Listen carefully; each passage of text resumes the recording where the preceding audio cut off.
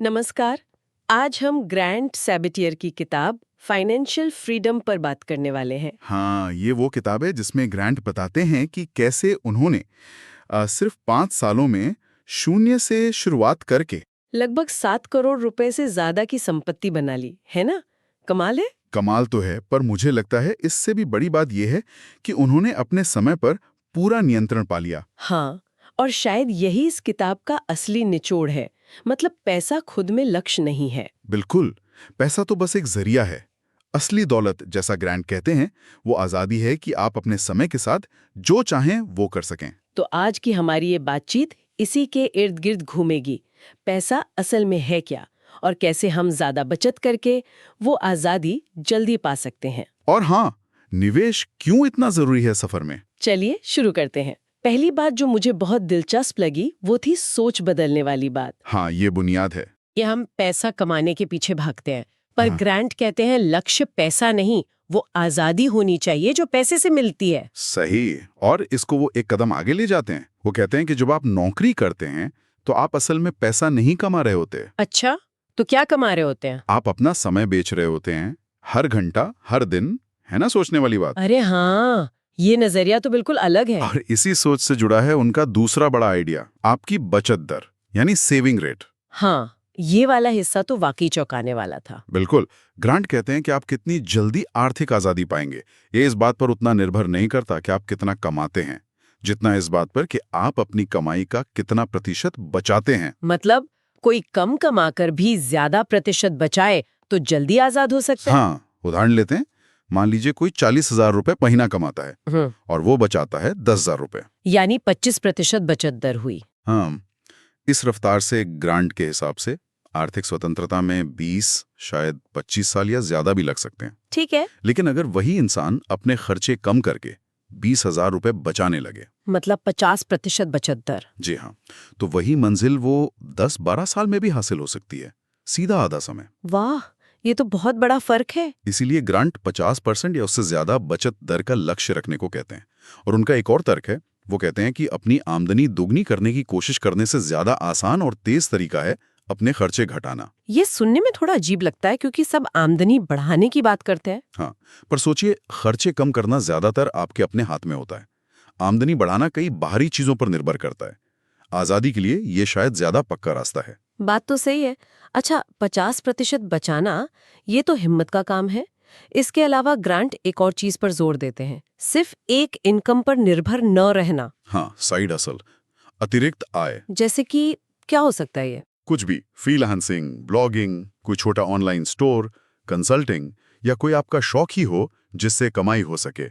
और ग्रांट कहते हैं कि अगर हफ्ते का सिर्फ 1 घंटा भी लगाया जाए। हाँ, सिर्फ 1 घंटा किसी ऐसे पैशन प्रोजेक्ट पर, तो 6 महीने में एक दूसरी इनकम स्ट्रीम बन सकती है। ये कमाल है।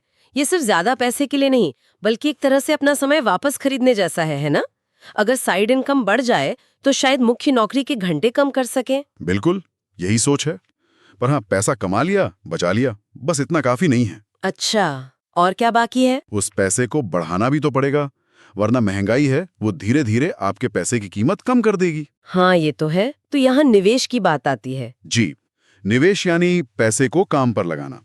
ग्रांट कोई बहुत मुश्किल निवेश की बात नहीं करते, वो आसान, लंबे समय तक चलने वाले तरीकों की सलाह देते हैं। जैसे कि इंडेक्स फंड्स, मैंने सुना है इनके बारे में। हाँ, इंडेक्स फंड्स एक अच्छा उदाहरण है।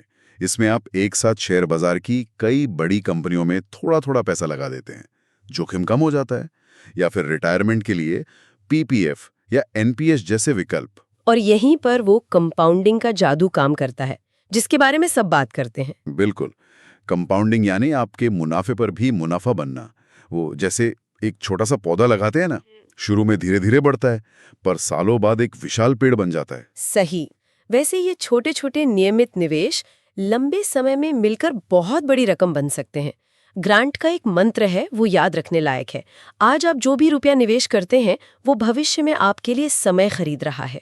वाह, समय खरीद रहा है, ये बहुत शक्तिशाली विचार है। लेकिन ये सब करना, बचत ट्रैक करना, साइड हसल चलाना, निवेश करना, इसमें तो काफी दिमागी मेहनत लगेगी। हाँ, लग सकती है। और इसीलिए ग्रांट ऑटोमेशन पर बहुत जोर देते हैं। ऑटोमेशन मतलब?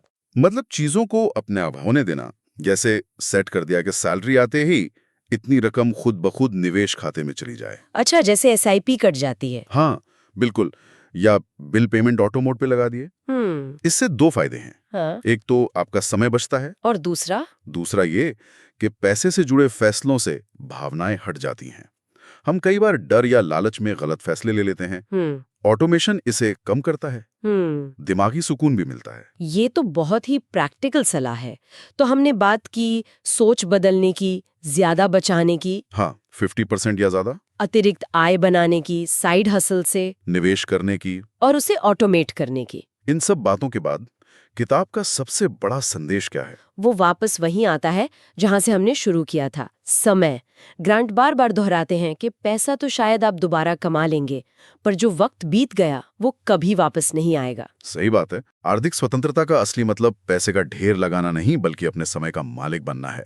ये सवाल खुद से पूछना चाहिए, क्या हम पैसे के लिए जी रहे हैं या पैसा हमारी जिंदगी बेहतर बनाने के लिए काम कर रहा है? तो संक्षिप्त में कहें तो ग्रांट सबेटियर का रास्ता यही दिखाता है कि सोच बदलकर, अनुशासन से बचत करके, समझदारी से निवेश करके और हाँ, थोड़ी अतिरिक्त मेहनत करके कोई भी अपनी जिंदगी की गाड़ी का स्टीयरिंग व्हील वापस अपने हाथ में ले सकता है। ये सिर्फ करोड़पति बनने की कहानी नहीं है, बल्कि ये कह सकते हैं कि अपनी शर्तों पर एक भरपूर जिंदगी जीने का तरीका है। बिल्कुल।